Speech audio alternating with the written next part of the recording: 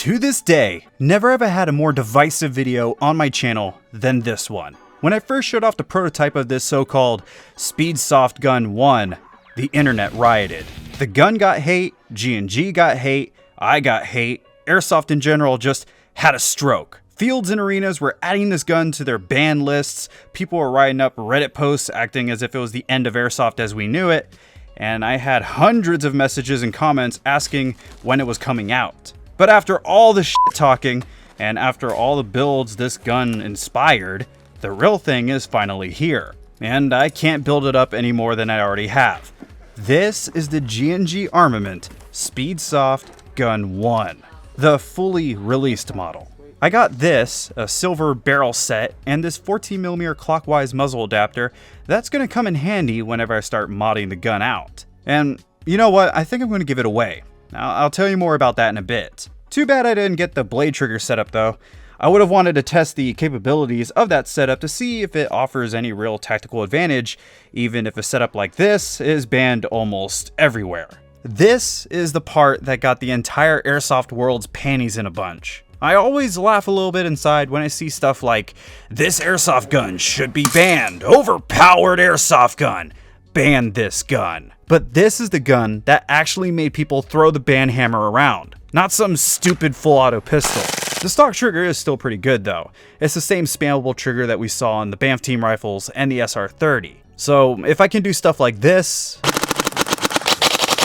then yeah, you know it's pretty good. I'll admit though that now I really want to see if the blade trigger on this gun makes any bit of a difference, because it would be real funny if some of the sensitive sissies out there were quick to hate for no real reason besides Speedsofter's bad. But then this unboxing got even better. I had another package from G&G Armament show up, a 20-pound package that I was desperately needing. I can never have enough BBs from G&G, but I didn't expect all of this. Big shoutouts for hooking me up though. I really appreciate that. And whoever thought I needed more tracer BBs, thank you for caring. Oh, okay, that's why I threw those bottles in there. Looks like they also sent me the UVT 106 2.0. I already have the first model, so I'm curious as to what makes this second version any better. But I'm never going to complain about getting more tracer units, so thank you again, G&G. Asking around, I found out that the 2.0's battery lasts longer, it shines brighter thanks to the UV LED light with a quartz lens, and the blinking light that showed you if the tracer was on has been dialed back to only last 15 seconds, and then it'll turn off. Which is actually really awesome because it looks like they listened to the criticism of the original UVT 106 and made some changes. I'd like to think that I had something to do with that. Moving on, I think I have an idea why they sent this, but I'll need to charge up first. While that does its thing, looking at the SSG1 itself, you can see that it's been built on the second generation combat machine body by the obvious trademarks on the polymer body. That keeps the cost of something like this low, where most people can afford it. That's nice to see, because I hate when really hyped up guns are locked behind a paywall as tall as $500+, especially when it's, for the most part, an M4. I love that it comes with those transparent magazines that we took a look at last time. Even people who hate this gun will still like these. It looks like the magazine release is ambidextrous, the charging handle looks pretty freaking nice, and the motor grip looks like it's been recycled from the ARP9, but that's not why people want this gun.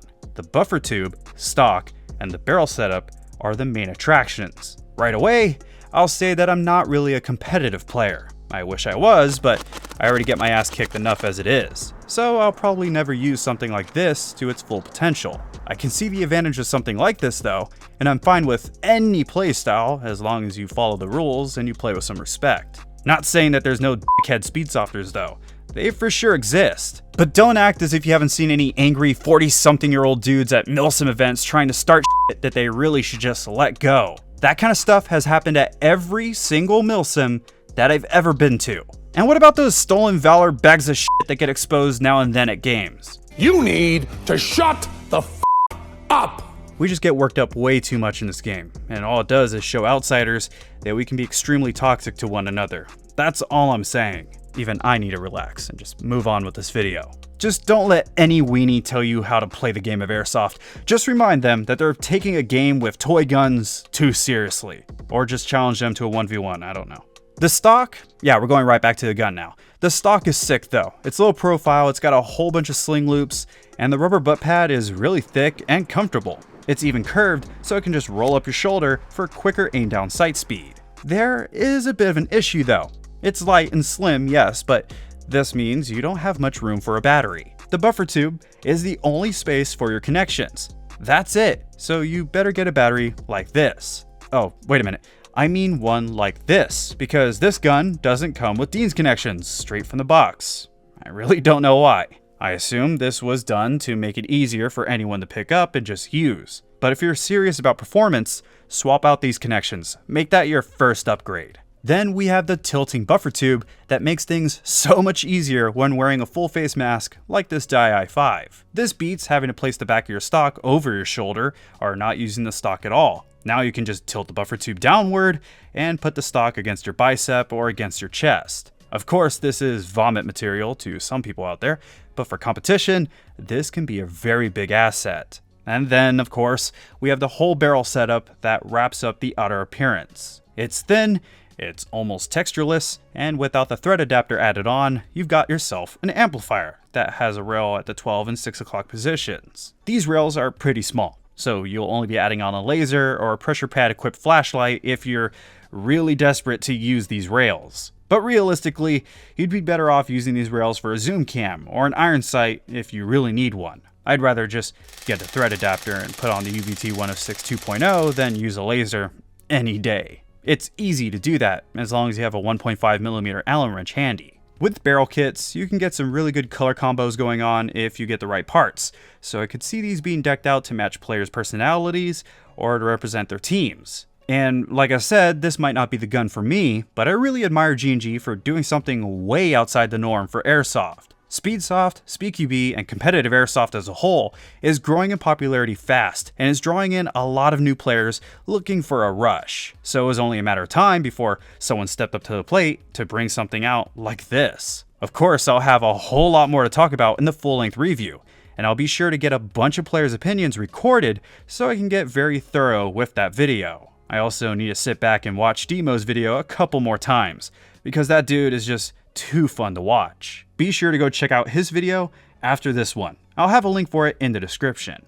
But now that I've got the UVT 106 2.0 tracer unit, the SSG1, and the barrel kits that I mixed up with the black parts that I have, I think I'm just gonna go have myself some fun. You know, because I have tracer BBs now. But hey, if you want this same SSG1, then show me. I'll give this gun away if this unboxing video passes up 5,000 likes. So, make that happen. I still have a bunch of content that I need to do before I can pass it on to someone else, so the giveaway won't be in the next week or anything. I gotta make sure that I get the full-length review done, and some killer gameplay after all. A huge thanks goes to G&G Armament for sending me these packages. I really couldn't do this kind of stuff without them. Airsoft GI has the SSG1 on their website, by the way, plus some parts. So if you can't wait for the giveaway, then just go buy one yourself on their website. Oh, and before you go, let me know what you'd like to see in the full-length review with the comments. I've been writing notes constantly ever since I found the prototype of this gun at the G&G World Cup, but I need your input to make sure I put together the best review that I can. But with that, I'd like to thank you all for watching. I'd like to thank the USAirsoft channel members that help out the channel directly, and every one of these livestream donators. I appreciate everything that every one of you do for me. But until that next video drops from the city of San Antonio, this has been Scott Hollenbeck, and I will be sure to see you all next time.